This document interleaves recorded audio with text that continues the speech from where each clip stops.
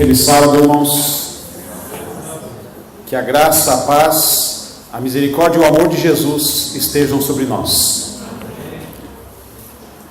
O tema que eu escolhi para falar nesta manhã é sobre adoração. Adoração, culto, louvor, homenagem. Eu gostaria que os irmãos abrissem a palavra de Deus no livro de Salmos, no capítulo 95. Antes de lermos a palavra de Deus, eu gostaria de orar junto com os irmãos. Então, feche os seus olhos, curve a sua fronte, coloque uma das mãos sobre a Bíblia.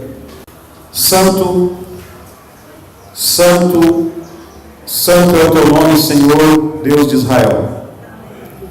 É em nome do teu Filho Jesus que nos colocamos na tua presença pela fé, diante do teu trono de graça, de bondade, de amor, de justiça e de misericórdia. Pedimos, nosso Pai, que o sangue de Jesus nos lave, nos purifique de todo mal e de todo pecado.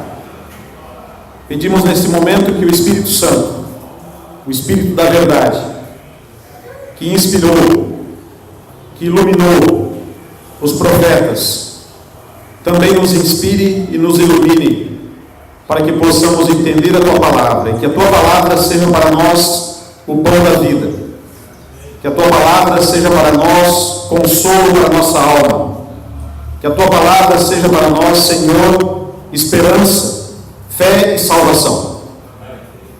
Em nome de Jesus, nosso Pai, abençoa cada criança nesta manhã, cada jovem, cada adulto, cada idoso, cada irmão, cada irmã, que possamos nos alimentar verdadeiramente da tua palavra e que somente o nome de Jesus seja exaltado e seja honrado e glorificado nesta manhã.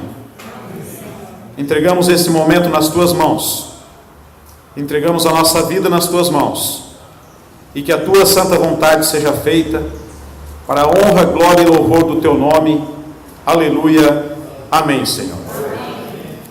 Vamos ler o Salmo 95, a partir do verso 1 até o verso 6. O título do Salmo é Convite a louvar o Senhor. Vinde, cantemos ao Senhor com júbilo, com alegria. Celebremos o rochedo da nossa salvação. Saiamos ao seu encontro com ações de graça. Vitoriemo-lo com salmos, porque o Senhor é o Deus supremo e o grande Rei acima de todos os deuses. Nas suas mãos estão as profundezas da terra, e as alturas dos montes lhe pertencem. Dele é o mar, pois ele o fez. Obra de suas mãos os continentes. Vinde, adoremos e prostremo-nos, ajoelhemos diante do Senhor que nos criou. É uma verdadeira expressão de louvor a Deus este salmo. E ele fala de adoração. E ele fala da grande razão e do grande motivo pelo qual nós estamos aqui nesta manhã. Para adorar o nosso Criador. O motivo pelo qual nós devemos adorar é porque nós somos criaturas e só Deus é Deus. Nós somos finitos e mortais. Só Deus é imortal e infinito. Nós temos um começo, um meio e um fim. Deus é eterno. Ele merece o nosso louvor. E é interessante que quando nós falamos de adoração, de culto, de louvor, nós estamos falando de uma ação e de uma atitude humana, de uma resposta do homem para Deus, de uma resposta do ser humano para Deus. Essa é uma iniciativa nossa, não de Deus. Nós vimos aqui nesta manhã para adorar, para exaltar, para glorificar, para prestar uma homenagem, um culto ao nosso Criador. Essa é a grande razão pela qual estamos aqui. E a adoração é um tema central na palavra de Deus. E a adoração também é um tema central na história do grande conflito entre o bem e o mal. Na história do conflito entre Satanás e suas hostes e Miguel, Jesus e suas hostes. Satanás sempre desejou ser adorado, desde o momento em que ele cobiçou o trono de Deus. Está lá em Isaías, capítulo 14, no verso 13 e 14. Satanás transgrediu o 10º mandamento da lei eterna de Deus. Ele desejou ser como Deus, ele queria ser adorado como Deus. E por essa razão, ele caiu de sua elevada posição como anjo, querubim, cobridor, como aquele que ficava ao lado do trono de Deus e recebia diretamente os raios da glória de Deus sobre ele. Os anjos que se rebelaram juntamente com Satanás, que é a terça parte dos anjos do céu, segundo o Apocalipse, os seus anjos também, os seus representantes também, têm o desejo de ser adorados. Está lá em 2 Tessalonicenses 2, 3 e 4. Os demônios desejam adoração. Eles estabelecem falsos cultos. Eles estabelecem doutrinas falsas, adorações falsas, com o intuito de receber louvor, de receber adoração, de receber oferendas. Quando Jesus esteve aqui e foi tentado pelo diabo no deserto da tentação, o diabo tentou Jesus para adorá-lo e disse para Jesus, lá em Mateus 4, verso 8 e 9: tudo isso te darei, mostrando os reinos do mundo, se prostrado me adorares. E Jesus disse: somente ao Senhor teu Deus adorarás, e somente a Deus prestarás culto. As 3 mensagens angélicas de Apocalipse 14, 6 a 12, das 3 mensagens angélicas, 2 falam de adoração. Temei a Deus e dai-lhe glória, porque vinda é a hora do seu juízo, e adorai aquele que fez o céu, a terra, o mar e as fontes das águas. Adorai o Criador. A adoração vai ser também um tema central na eternidade. Nós somos criados para adorar. Nós somos criados para prestar cultos a Deus. Ellen G. White, no livro Testemunhos Seletos, volume 2, página 202, nos diz o seguinte, sobre a importância desse tema, que é adoração. O Espírito e Profecia diz: a menos que os crentes, ou a menos que aos crentes sejam inculcadas ideias precisas acerca do culto verdadeiro e da verdadeira reverência para com Deus, prevalecerá entre eles a tendência para nivelar o sagrado ao comum. Isso significa que, a menos que tenhamos uma ideia precisa do que é um culto verdadeiro a Deus, a menos que tenhamos uma ideia precisa sobre a verdadeira reverência para com Deus, nós vamos ter a tendência de nivelar as coisas sagradas àquilo que é comum. Ou seja, nós vamos sempre nivelar para baixo, porque a nossa natureza humana é pecadora, a nossa natureza humana é comum, não é sagrada, e é muito fácil nós profanarmos aquilo que é sagrado, é muito fácil nós esquecermos daquilo que é sagrado, e nós temos que ter uma ideia precisa do que significa o culto verdadeiro a Deus. Esses dias eu estava olhando no YouTube alguns cultos bizarros. Se vocês entrarem lá no YouTube e digitarem cultos bizarros, vocês vão ver o que está acontecendo nas igrejas neopentecostais, nas igrejas pentecostais, o tipo de culto que estão realizando. Inclusive tinha um dos vídeos que eu vi, dentro de uma igreja evangélica neopentecostal, eles trouxeram uma réplica da Arca da Aliança, E eles rodavam ao redor dessa arca da aliança e ficavam girando. E aí o autor desse vídeo colocou também uma manifestação demoníaca num terreiro. Mesma coisa.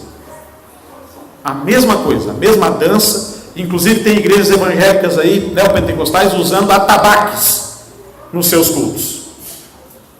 E incorporando espíritos.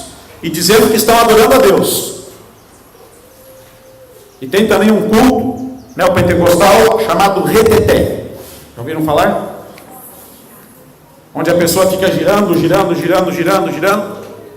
incorporando um espírito. Com certeza não é o Espírito Santo, porque não é assim que Deus se manifesta. Não é dessa maneira que Deus quer um culto, como nós vamos ver nessa manhã, por meio da palavra de Deus. E é interessante que, como adventistas do sétimo dia, nós temos uma mensagem clara sobre isso. Que antes da volta de Jesus, haverá nos falsos movimentos religiosos, naqueles movimentos religiosos apostatados, que não seguem a lei de Deus, que não observam a lei de Deus, haverá um falso reavivamento. Satanás vai operar um falso reavivamento, que será considerado como um derramamento do Espírito Santo. E nós, a igreja de Laodiceia, estamos nessa mornidão. Mas será que todos nós estamos na mornidão? Ou alguns estão recebendo o Espírito de Deus por meio de uma vida de consagração e dedicação a Jesus? Mas voltando ao tema, irmãos, da adoração. A adoração, ela faz parte da nossa natureza humana, porque Deus nos criou para adorá-lo. Santo Agostinho, um dos pais da igreja cristã, fez uma declaração certa vez sobre essa questão da adoração. Ele disse o seguinte: ele fez uma oração, e nessa oração ele disse: Tu, ó Deus, nos criastes para ti, e o nosso coração estará ansioso enquanto não encontrar repouso em ti.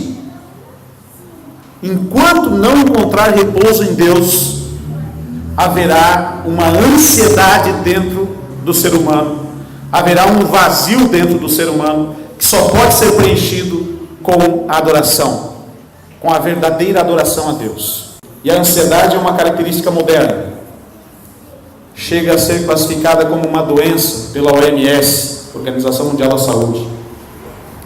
E sobre a ansiedade, sobre essa ansiedade doentia que permeia a humanidade, que busca várias coisas em vários lugares, menos em Deus, o apóstolo Pedro escreveu na sua primeira carta, no capítulo 5, versos 6 e 7: E lançando sobre ele toda a vossa ansiedade, porque ele tem cuidado de vós. É um convite. Na realidade, esse texto de 1 Pedro é um convite para adorar a Deus, para se entregar a Deus, para se aquietar nos braços de Deus. E a adoração começa com a entrega. Ela não começa no momento que eu entro na igreja. A adoração a Deus não começa no início da escola sabatina. A adoração a Deus não começa no início do culto. Ela começa no momento em que eu me entrego a Deus. Esse é o sentido da adoração. No momento em que nós descansamos nos braços de Deus, pela fé. Naquele momento em que nós paramos para colocar Deus na escala de valores correta. Como disse Jesus lá em Mateus 6, 31 a 33, não vos inquieteis com o que vocês vão comer, beber ou vestir, porque Deus sabe que vocês precisam de tudo isso. Mas buscai em primeiro lugar o reino de Deus e a sua justiça. Em primeiro lugar, o reino de Deus e a justiça de Deus. E a justiça de Deus é uma pessoa. A justiça de Deus não é uma doutrina, não é uma teoria, não é apenas um atributo de Deus, mas é o próprio Cristo. A justiça de Deus é o próprio Filho de Deus. o Senhor, justiça nossa. Buscar em primeiro lugar o reino de Deus que está em Jesus e a sua justiça que é Jesus, e todas as demais coisas serão acrescentadas. Colocar Deus na ordem de prioridade correta vai resultar numa adoração correta.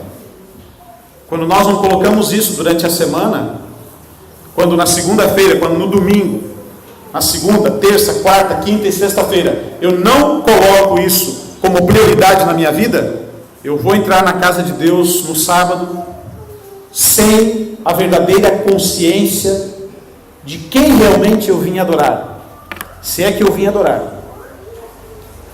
As pessoas falam assim: eu vou assistir o sermão, eu vou assistir o culto. Errado. Ninguém assiste um sermão. O verdadeiro adorador não assiste um sermão. O verdadeiro adorador não assiste um culto, mas ele participa da adoração, ele participa do sermão, porque a verdadeira adoração e o verdadeiro culto é participação, mas essa participação é fruto da nossa entrega. Então adorar a Deus começa com a nossa entrega a Deus, começa com colocar Deus em primeiro lugar, a partir do domingo, da segunda, da terça, da quarta, da quinta, da sexta, e no sábado então é o dia que Deus santificou, que Deus abençoou, para que nós estivéssemos na sua casa, para que a igreja de Deus se reunisse no seu templo, na sua casa, no local onde o seu nome é invocado e adorado, porque a igreja somos nós, meus irmãos. Nós temos uma tendência de caracterizar a igreja de Deus como sendo esse prédio aqui, como sendo a nossa placa ali. A igreja de Deus somos nós. Nós somos a igreja que estamos reunidos no local de adoração, que é a casa de oração, a casa de culto, a casa de louvor, o local em que nós, como igreja, construímos para adorar e invocar o nome de Deus. Deus, ele se revela aos seres humanos de 3 maneiras especiais. Eu estava sentado ali no momento em que a oração estava sendo realizada, a oração de invocação, de bênção inicial para o culto, e eu estava ouvindo os passarinhos cantando ali, do lado de fora. A natureza. A natureza é o grande livro aberto. Se não tivéssemos a Bíblia, nós saberíamos sobre Deus por meio das obras que Ele criou. Lá em Romanos capítulo 1, vamos ler esse texto. Paulo, ele fala sobre isso, sobre essa revelação fantástica que Deus faz por meio da natureza. Romanos capítulo 1, o versículo 19 e o versículo 20. Porquanto o que de Deus se pode conhecer, o que podemos conhecer acerca de Deus, é manifesto entre eles, porque Deus lhes manifestou. O que podemos conhecer sobre Deus está manifestado de uma maneira especial que está aqui no verso 20. Porque os atributos invisíveis de Deus, quais são os atributos invisíveis de Deus? Seu amor, a sua justiça, a sua misericórdia, a sua graça, todas as qualidades que permeiam o caráter do nosso Pai Celestial, tudo aquilo que Deus é, todos os seus atributos, todo o seu poder, assim como o seu eterno poder, como também a sua própria divindade. Olha só, os atributos de Deus, o seu poder e aquilo que Deus é, a sua divindade, o fato de Ele ser Deus, eterno, tudo isso está revelado aonde? Claramente se reconhecem, não é de maneira subentendida, claramente se reconhecem, desde o princípio do mundo, sendo percebidos por meio das coisas que foram criadas. Sendo percebidos por meio das coisas que foram criadas. Então eu percebo os atributos de Deus, o seu poder, a sua divindade por meio daquilo que Ele criou. E é fantástico aquilo que Deus criou. A natureza revela mistérios profundos que a ciência não consegue decifrar. Vamos citar um exemplo. Nós não temos isso aqui. Flocos de neve. Todos os flocos de neve que caem no mundo, nenhum é igual ao outro, mas todos eles são hexagonais. É uma expressão matemática, geométrica. É como se os flocos de neve fossem digitais. Cada um é único. Deus, na sua infinita sabedoria, Ele esbanja beleza, Ele esbanja matemática, Ele esbanja mistérios profundos nas obras que Ele criou. Por isso o texto diz aqui no final que tais homens são por isso indesculpáveis. É indesculpável. A teoria da evolução está aí para tirar tudo isso de nós. E nós não podemos correr o risco de deixar de adorar o nosso Criador observando as obras da criação, prestando atenção nas obras da criação. Há beleza revelada, muita beleza revelada na natureza, mas há também muita beleza escondida. Deus esbanja beleza nas obras que Ele fez. Outra maneira que Deus se revelou e que a palavra de Deus nos ensina é por meio da própria palavra. Jesus disse lá em São João 17, verso 17: santifica-os na verdade, a tua palavra é a verdade. A palavra de Deus, inspirada pelo Espírito Santo, iluminada pelo Espírito Santo, aquilo que nós temos escrito aqui, não é algo comum, é algo sobrenatural, é algo espiritual, e é por meio desta palavra que nós podemos conhecer melhor o nosso Criador e adorar melhor o nosso Deus. Será que estamos lendo e meditando na palavra de Deus como deveríamos? Hoje está tão fácil ter uma Bíblia. Até no celular você tem uma Bíblia. Baixa o aplicativo ali da Bíblia no celular. Se você não tem tempo para pegar a sua Bíblia em casa, abrir e ler, cada dia você recebe no celular um verso para você ler, para meditar. E você pode ler em várias versões, em várias traduções, em várias línguas, em vários idiomas. Você pode pegar esse texto da Bíblia e mandar para o teu grupo no WhatsApp. Está muito fácil o acesso à palavra de Deus. Nós não temos desculpa para não ter tempo para ler um pouco a Bíblia, para meditar um pouco na palavra de Deus. Por meio de visões, sonhos, teofanias e por meio dos profetas, Deus inspirou esse livro. E esse é um livro que é amado no mundo todo e que é odiado no mundo todo. Outra maneira que Deus se revelou a nós foi por meio do próprio Filho. Como diz o livro de Hebreus no capítulo 1, Ele é a perfeita expressão, a perfeita imagem de Deus. É a manifestação de Deus. Como disse o profeta Emanuel, Deus conosco. Jesus veio para revelar o Pai. Em São João 14, versos 7 a 10, tem a história de Jesus com Filipe, onde Filipe pergunta para Jesus: Senhor, mostra-nos o Pai.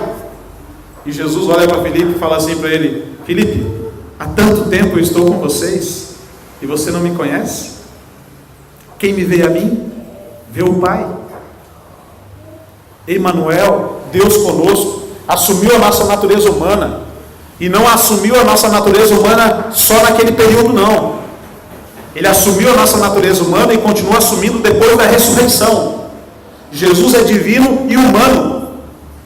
Por isso diz lá no livro de Hebreus que nós podemos chamá-lo de irmão, nosso irmão mais velho, aquele que se fez um conosco e passou a ser o nosso representante nas coisas celestiais, o nosso advogado, o nosso sumo sacerdote, aquele que nos entende, que nos compreende, porque como nós em tudo foi tentado, mas sem pecado.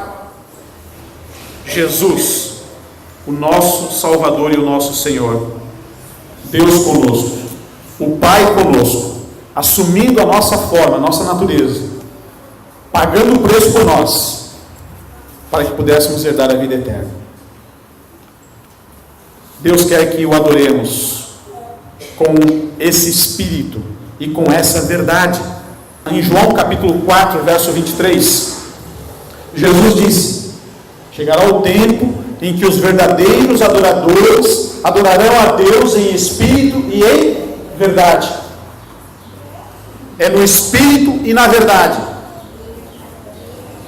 É no espírito de Deus. É num espírito de conversão a Deus. É num espírito de consagração a Deus.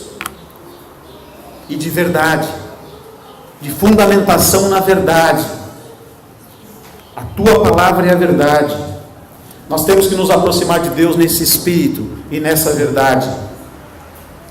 Porque Paulo profetizou, o apóstolo Paulo profetizou, que nos últimos dias as pessoas buscariam vários outros meios de adoração, ou vários outros ídolos e deuses. Em Romanos capítulo 1, como nós estávamos lendo, vamos ler no verso 23 agora. Romanos 1, 23 a 25, nós encontramos essa advertência de Paulo. E mudaram a glória do Deus incorruptível em semelhança da imagem de homem corruptível. Interessante que ele fala aqui primeiro da semelhança da imagem de homem. Em pleno século 21, nós vemos milhões de pessoas se curvando diante de imagens de homens, cultuando imagens, transgredindo o segundo mandamento. E Paulo diz aqui que eles mudaram a glória do Deus incorruptível e fizeram essa glória se reduzir a uma imagem de homem corruptível, bem como de aves, quadrúpedes e répteis. Por isso, Deus entregou tais homens à imundícia, pelas concupiscências de seus próprios corações, para desonrarem os seus corpos entre si, pois eles mudaram a verdade de Deus em mentira. Mudaram a verdade de Deus em mentira, para justificar os seus cultos, para justificar a sua idolatria. Mudaram a verdade de Deus em mentira, adorando e servindo a criatura. Adorando e servindo a criatura em lugar do Criador, o qual é bendito eternamente. Amém. O qual é bendito eternamente. Passaram a adorar a criatura ao invés de adorar o Criador. Por isso que é fundamental nós termos uma visão correta de Deus, como diz o Espírito de Profecia, uma visão correta do culto a Deus, da reverência a Deus, de quem é Deus, para que possamos entrar na sua casa com o senso de adoração correto, com a consciência da presença de Deus aqui.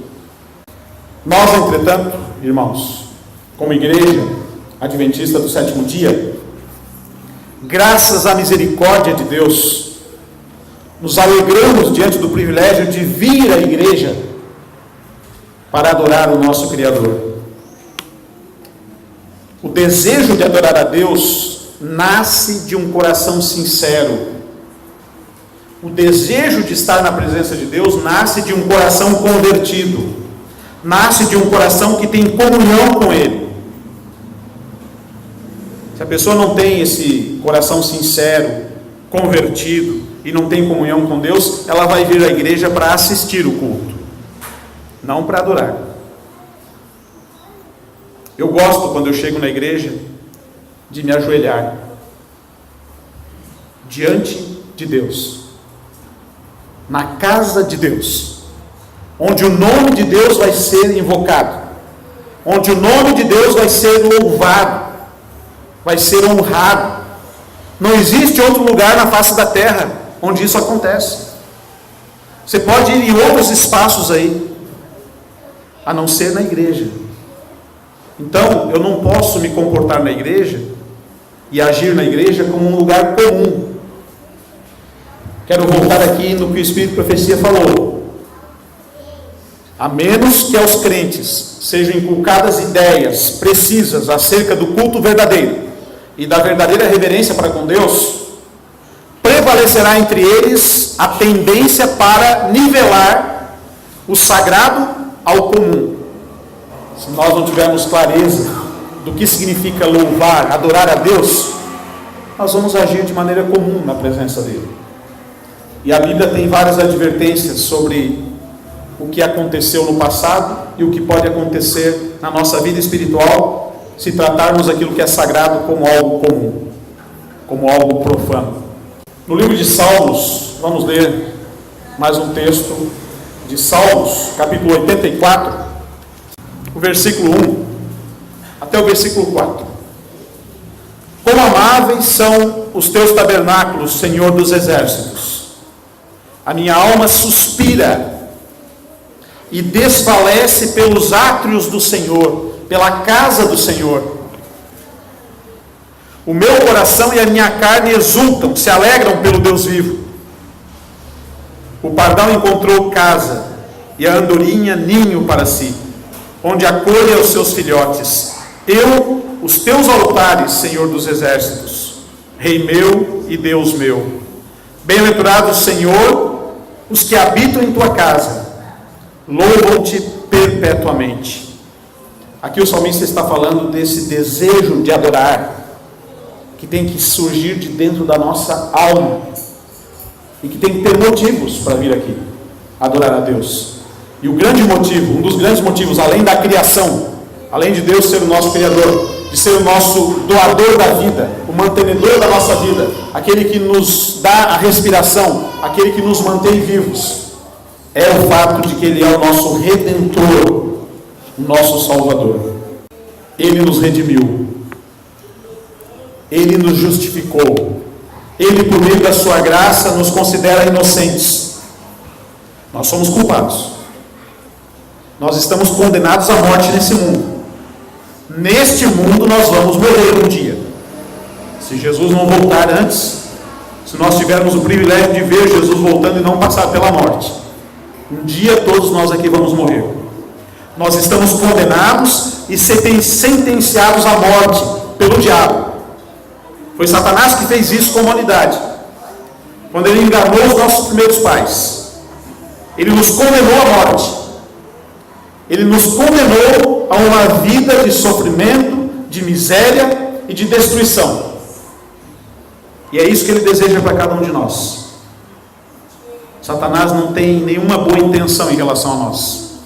Mas nós estamos aqui porque nós somos redimidos pelo sangue de Jesus. Nós, diante de Deus, nós somos considerados inocentes de todos os nossos pecados, por causa da sua graça, do seu favor imerecido, da sua bondade, da sua justiça, do seu amor, da sua misericórdia. Não porque nós façamos alguma coisa para nos redimir, nós não podemos. Ele fez tudo, Ele já fez tudo. Então o culto, a adoração, é uma celebração da salvação eterna em Jesus, da vida eterna em Jesus. Nós estamos condenados à morte, sim, mas Jesus nos condenou à vida eterna, quando Ele disse: aquele que crê em mim, ainda que morra, viverá. E Paulo, o apóstolo Paulo, que nós estamos estudando na lição da escola sabatina, foi decapitado em Roma, porque era testemunha viva de Jesus Cristo.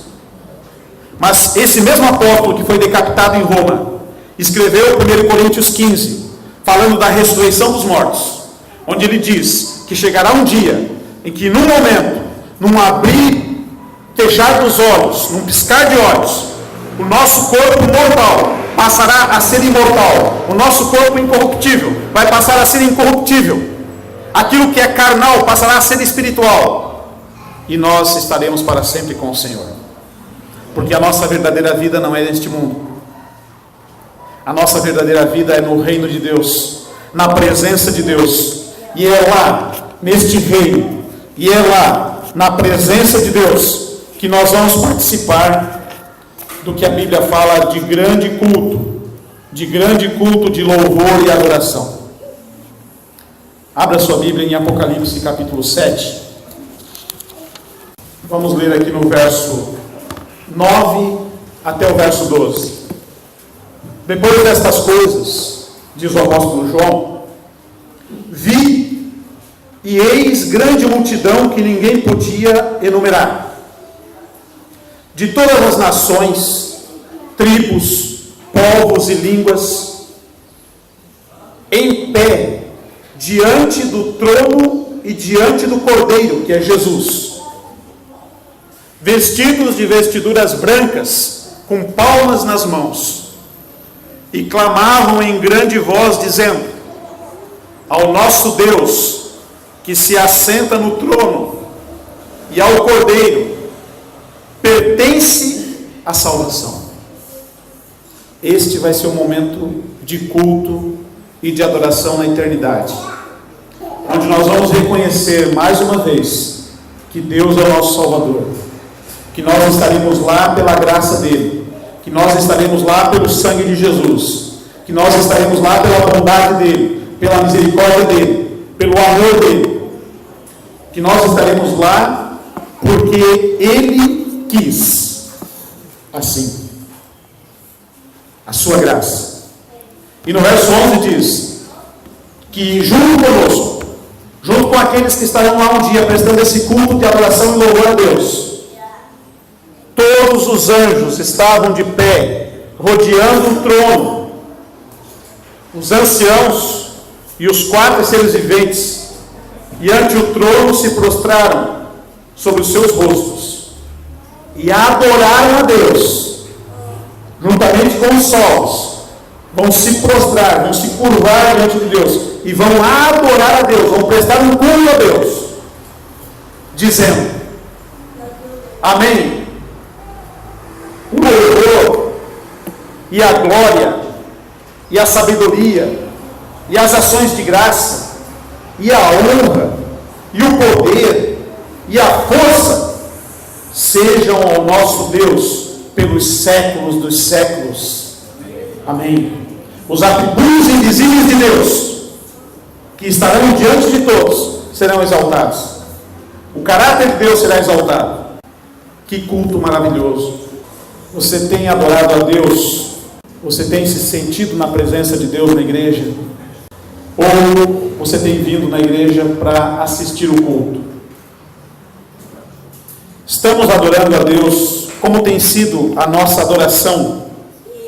Qual é a resposta que nós temos para dar a Deus? Somente quando os homens começam a adorar é que eles começam a crescer espiritualmente. A verdadeira adoração, meus irmãos, não depende do pregador.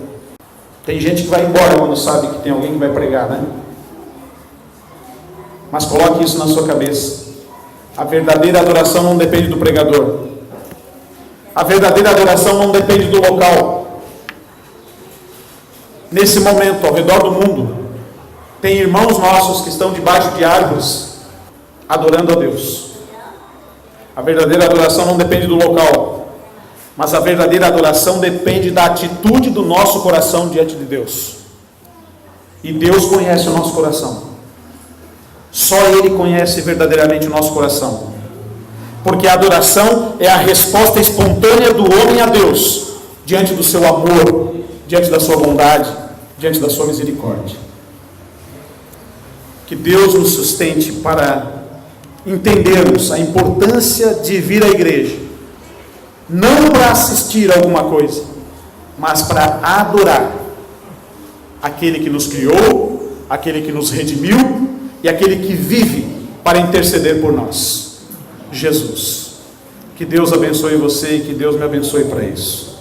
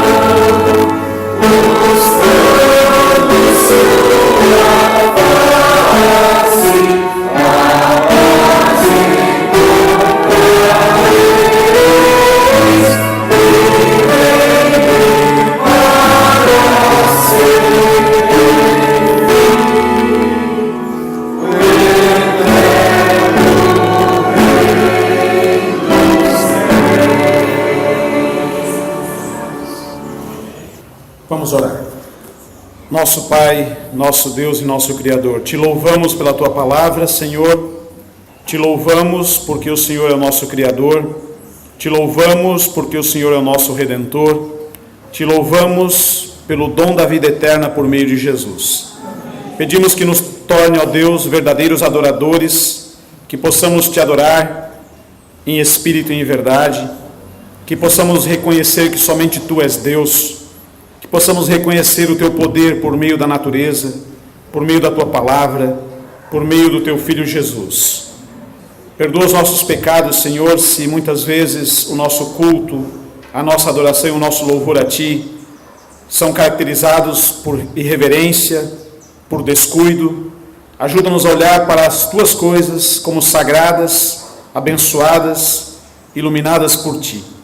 Que possamos ter um espírito de reverência na Tua presença, mas que acima disso, a nossa vida Te pertença a cada dia da semana, para que possamos vir aqui no Santo Sábado apenas para Te engrandecer, Te exaltar, Te adorar, Te agradecer pelo Teu amor, pelas Tuas bênçãos. Aceita a nossa vida, Senhor, aceita o nosso coração e conceda sobre nós neste momento a bênção sacerdotal que está escrito na Tua palavra quando diz que o Senhor nos abençoe e nos guarde, que o Senhor faça resplandecer o Seu rosto sobre nós e tenha misericórdia de nós, que o Senhor sobre nós levante o Seu rosto e nos dê a paz, em nome de Jesus, amém.